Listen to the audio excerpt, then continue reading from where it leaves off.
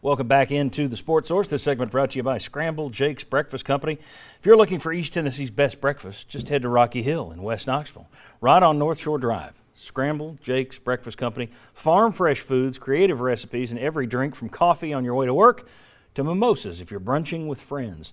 Scramble Jake's. Ask them also about renting their entire facility if you've got a party or a banquet or something you want to do. They rent it out. ScrambleJakes.com to learn more. All right, let's welcome in the final member of today's panel right here, Sterling Hinton, VFL. Sterling, thanks for being with us. You were mentioned earlier because I'm guessing you guys are fired up about what you're going to do in Neyland Stadium this year. We're ramped up about that, brother. We're ramped up about that. Woo, it's going to be a lot of fun out there in the stadium. Have you guys done any run-throughs yet? Or One. Okay. Did one. Right. We got another one coming. Woo! All right, very good. Sterling and Daniel, I want to ask you, we're going to do a segment called Progress Report. Every week I'm going to tell you win or lose. I'm going to use you guys and your positivity to tell me where you saw specific progress, even in a loss, what players, what position groups. So I'm going to ask you going into the season from last year, what players or what position group need to make, in your opinion, the most progress or a specific type of progress? Sterling, who are you looking at? What I'm looking at the beginning of the season are the linebackers. Banks has made an incredible amount of progress over the spring ball and summer workouts. But I want to see my linebackers move more instinctively and move more, aggressive. When I say aggressive, not necessarily making a hit, making an aggressive movement. Don't guess about what we're doing out there, because what's going to happen, as I see it, they're going to be called on to make a lot of fields on the running game and cover a lot of people in the pass game. So you have to be instinctive and aggressive with those movements, because the football is a game of inches, and we got to make sure we don't give any up. They did a good job last year. Tops in the nation, or one of the top 10 teams in the nation in terms of tackles for loss, hits behind the line of scrimmage and everything. So they did play with aggression last year, but boy, that pass coverage lacked at times last year. So linebackers. Linebackers is me. All right, Daniel, what about you? Specific progress. Yeah, I'm going with the defensive line, and I'm going to specifically your old position. Yep. Specifically talk about Mr. Young there. I've noticed kind of four main stances anytime he's playing. He's got his two stand-up. He's got two with his hand on the ground. With each one of them, he's almost got like a lazy stance, like, okay, this is my play off. And I don't know if that's something that's coached, if it's something that is him specifically, but I want to see intensity in that stance. I want to see when he had his big sack, you can see his body, you can see him flex, you can see him tense up.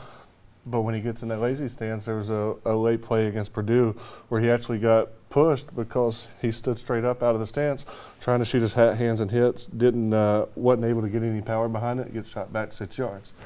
Gets in that intensity stance when he's standing up, boom, gets a pick a couple plays later. Wow. And so I want to see what's your mindset. How are you getting into the stance? Do you have your reads? Do you know what's your specific, like mine was always feet, hips, hands.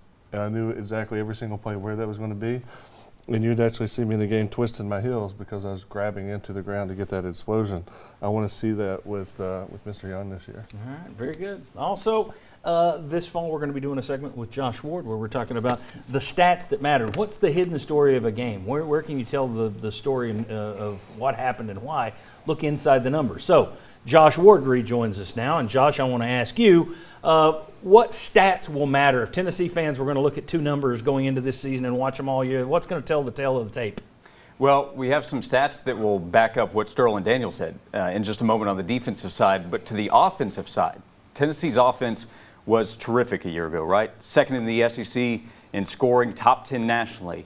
But they can actually improve because if you look at these numbers right here, 2021, Tennessee was 9th in the SEC in red zone trips. If you go to SEC games only, Tennessee was 11th in the SEC in red zone conversions and 9th in the SEC in turning those trips into touchdowns. So Tennessee was able to score, hitting home runs. They were able to hit big plays down the field, but when they got close to the goal line, there were still some issues. So I would say if you can improve on the offensive line, they have to replace Cade Mays, but they have 4 starters back, should be better on the interior. Jabari Small is bigger at the running back position. If he can be more effective in short yardage situations, plus you have a veteran quarterback in Hendon Hooker, I would think that you're better offensively close to the goal line. If you can be as good as Tennessee was offensively a year ago, struggling at times near the goal line, think about what Tennessee could be offensively this year if they're more effective inside the 20-yard line. Then to the defensive side, where I think Tennessee can improve. This goes back to what Sterl and Daniel were talking about.